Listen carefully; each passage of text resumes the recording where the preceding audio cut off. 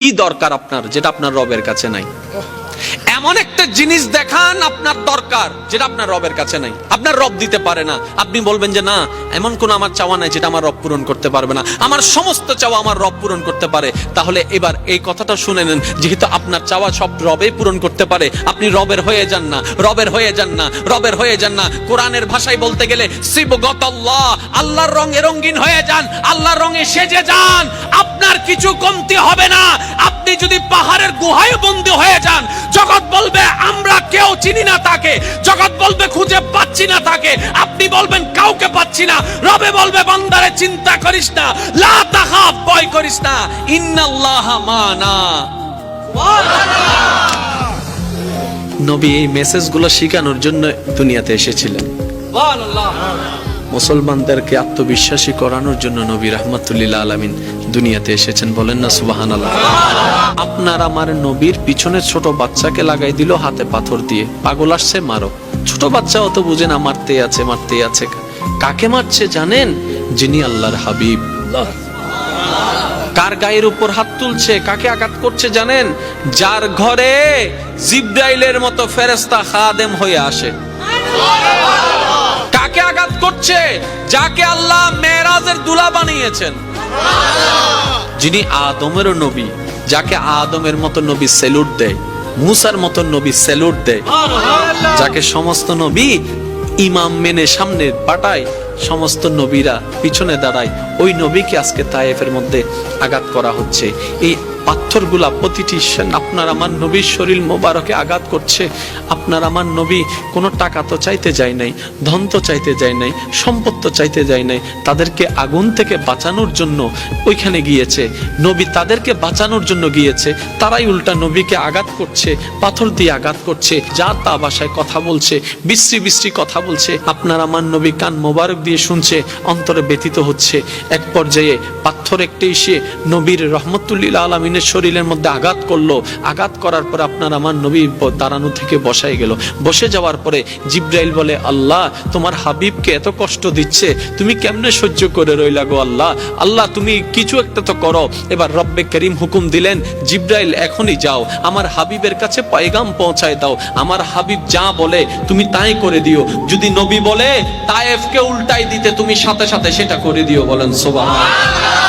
এবার জিবরাইল চলে আসলেন নবী রাহমাতুল্লিল আলামিনের কাছে, আপনার আমার নবীর কাছে, মায়ার নবীর কাছে, মোহাব্বতের নবীর কাছে, মানবতার শ্রেষ্ঠ উদাহরণ নবীর কাছে। ওই নবীর কাছে আসার পরে জিবরাইল বললেন, ইয়া রাসূলুল্লাহ, এইভাবে আঘাত করলো, তাদের এত বড় সাহস, তাদের এত বড় স্পর্ধা, আপনাকে আঘাত করে, আমি জিবরাইলের সহ্য হচ্ছে না। আপনি নবী শুধু একবার হুকুম দেন, একবার হুকুম দেন, যারা আঘাত করেছে সবাইকে শেষ করে দিব, যারা লাগিয়ে দিয়েছে সবাইকে শেষ করে দিব, এমনকি এই এলাকাটাকে আমি উল্টাই দিব, এটাকে পৃথিবীর মানচিত্রে আর কেউ দেখতে পাবে না, এমন ভাবে রাগেও গেলেন জিবরাইল আলাইহিস সালাম। এই কথা শুনে নবী রাহমাতুল্লিল আলামিন বললেন, জিবরাইল ভাই তুমি একটু শান্ত হও, তুমি একটু শান্ত হও, যিনি আঘাত পেয়েছেন তিনি উল্টা বলছেন তুমি একটু শান্ত হও, রাগ করিও না, তুমি একটু শান্ত হও, তুমি একটু শান্ত হও, তুমি একটু শান্ত হও। জিবরাইল বলে, ইয়া রাসূলুল্লাহ, এত নির্মম একটা পরিস্থিতি দেখে কিভাবে শান্ত হতে বলছেন? নবী রাহমাতুল্লিল আলামিন বলে, ও ভাই জিবরাইল, আল্লাহ আমাকে গজব দাতা বানায় নাই, রাহমাতুল্লিল আলামিন বানায়।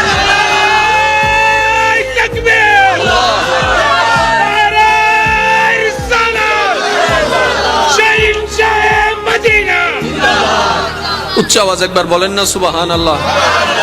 আপনি না সেই নবীর উম্মত?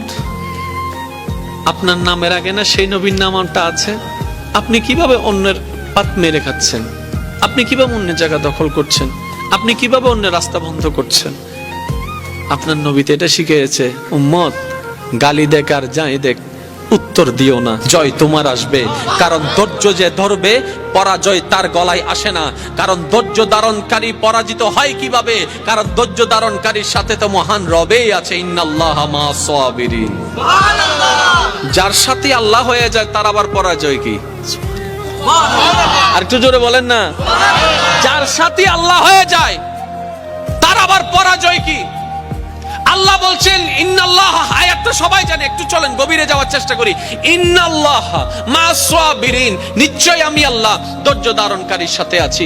আল্লাহ পাক বলছেন আমি নামাজের সাথে আছি, নয় নয় নয়, আমি রোজাদার সাথে আছি, নয় নয় নয়। আল্লাহ বলছেন বান্দা আমি তোমাদের ভিতরে যারা ধৈর্য ধরে আমি তাদের সাথে আছি। তো ধৈর্য কারা ধরে? যাদের উপর বিপদ আসে তারাই তো ধৈর্য ধরে, যাদের টাকার অভাব তারাই তো ধৈর্য ধরে, যাদের বাজারের অভাব তারাই তো ধৈর্য ধরে, যাদেরকে অত্যাচার করা হয় তারাই তো ধৈর্য ধরে, যারা মজলুম হয়েছে তারাই তো ধৈর্য ধরে, যারা কথা শুনে তারাই তো ধৈর্য ধরে, যাদের মনে আঘাত দেয় তারাই তো ধৈর্য ধরে, যাদের উপর আহত করা হয় তারাই তো ধৈর্য ধরে, যাদের জায়গা দখল করে নেয় তারাই তো ধৈর্য ধরে, যাদের টাকা মেরে নেয় তারাই তো ধৈর্য ধরে, যাদের বিদেশে উল্টা বিষয় দেওয়া হয় তারাই তো ধৈর্য ধরে, যারা বিপদে পড়ে তারাই তো ধৈর্য ধরে।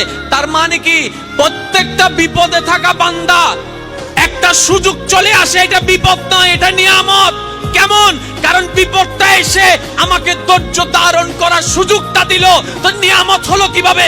বলে যে ধৈর্যটা ধরতে পারলেই তো মওলার প্রিয় বান্দা হয়ে যেতে পারবো। সুবহানাল্লাহ। সেজন্য কোনো কষ্টকে কষ্ট মনে করবেন না ভাইয়েরা, প্রত্যেকটা কষ্ট আপনাকে সামনে আরো 10 কদম এগিয়ে যাওয়ার এক একটা সাহস।